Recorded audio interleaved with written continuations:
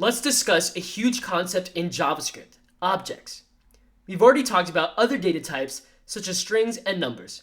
However, we have the more advanced object data type at our disposal in JavaScript. JavaScript objects map to real-world objects, noting their specific properties, data, behaviors, or methods. Let's think about this by considering a dog. Dogs in real life have a name, breed, and weight. So let's think about how we'd map or model this specific dog in a JavaScript object. Well, in one case, let's think of a dog object named Buddy. We give it a name, breed, and weight, and we'll say that the name of our dog is Buddy. The breed is Golden Retriever, and the weight is 60 pounds. Great! This is just pseudocode, but it's representative of what an object would look like in JavaScript. So let's write the actual dog object in our JavaScript now. Go ahead and switch over to your editor to write some new JavaScript code. Just like any data type, we can store the contents of an object within a variable. Let's declare a dog variable. And then we'll set it to a pair of empty curly braces, which represents an object in JavaScript. Now, to add the actual properties to our dog, we simply list them as pairs one by one. So first up, let's specify the name, and then we'll set it to a string of Buddy. Now to go to our next property, make sure you add a comma, and next we do breed. And notice that we're not putting these in strings. You don't have to put quotation marks for keys in the object. So remember, its breed was Golden Retriever.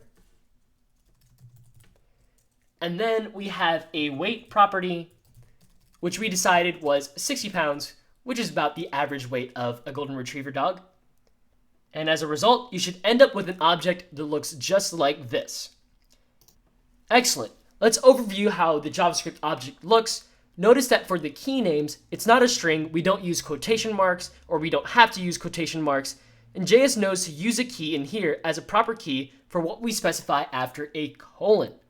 And notice that every key and value, again, is separated by a comma until we reach the last one where a comma is unnecessary. Let's console.log dog and see what it looks like. Awesome. We see a new object with our Buddy name, the weight is 60, and the breed is Golden Retriever. All right, let's suppose we wanted to access a specific property within the dog object. How could we do that? Well, JavaScript provides us two ways to do so.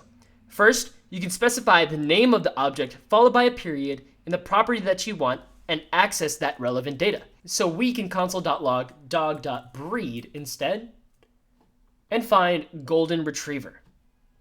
Let's examine the second way now, where we can again use the named identifier for the object, but rather than a period, we can access a property with a pair of brackets, and a property is then specified within those brackets as a string. So we'll say dog breed, and there we go, wonderful, we see the same value. Cool.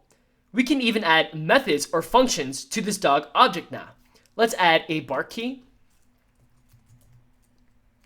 and map it to a function which just console.logs woof. And instead of console.logging dog.breed, we can call dog.bark to invoke that bark function, and boom, we see woof in our console. All right, so there's an object in JavaScript, and they appear everywhere, but they're really quite simple when you remember that they map a list of keys to normal strings and numbers in order to construct more advanced data types. Let's move on to learning more JavaScript now that we understand objects.